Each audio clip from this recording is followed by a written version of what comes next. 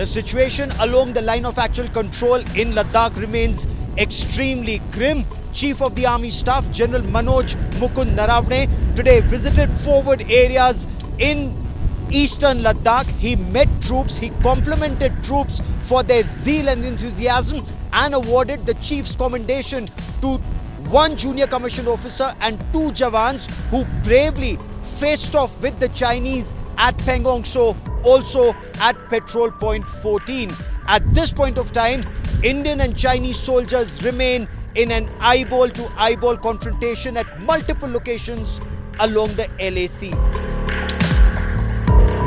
In the Corps Commanders level talks between India and China, India made it very clear road construction activity and bridge construction activity in Indian territory will continue. China is objecting to road construction. This 255-kilometer Durbuk-Shyok Daulat Beg Oldie road is a bone of contention, but India has told China not only will road construction continue, but other feeder roads to ensure that Indian troops can quickly mobilize and reach up to the line of actual control will also continue in Indian territory. The Chinese are objecting to a series of roads being built, especially all-weather bridges like the Colonel Chivan Rinchen Bridge, for the simple reason that this will enable Indian troops to mobilize round the year as and when required. Chinese do not want infrastructure development on the Indian side. India, of course, is also building an alternate road to Daulat Beg Oldie, which is from Saserla to Sasoma and then to Daulat Beg Oldie, of course, but that is on permafrost and some bits of that road are still to be made. Even after the conversation between Lieutenant General Harinder Singh and Major General Liu Lin that lasted over 11 hours, tension is extremely high along the line of actual control.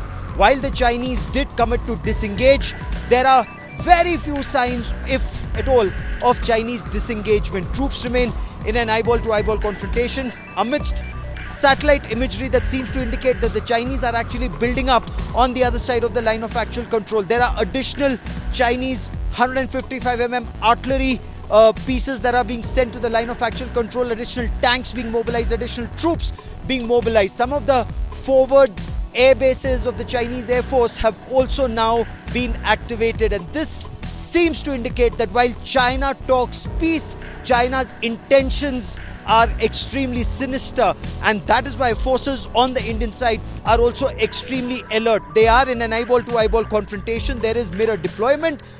From what we've been told by our sources in the army, additional aircraft are being roped in to mobilize both men and material to the line of actual control to ensure that the Chinese do not try any misadventure. If they do, it can adequately be responded to. The Army Chief's big shabash to troops on ground is a major morale booster for Indian Army soldiers deployed along the India-China line of actual control. But the situation remains extremely grim, not just at Pangong So and Galwan, but also in the Depsang plains, where increased Chinese movement has been spotted. Of course, the Indian Army is deployed in strength to ensure that the Chinese designs do not succeed and that there is no misadventure in this sector.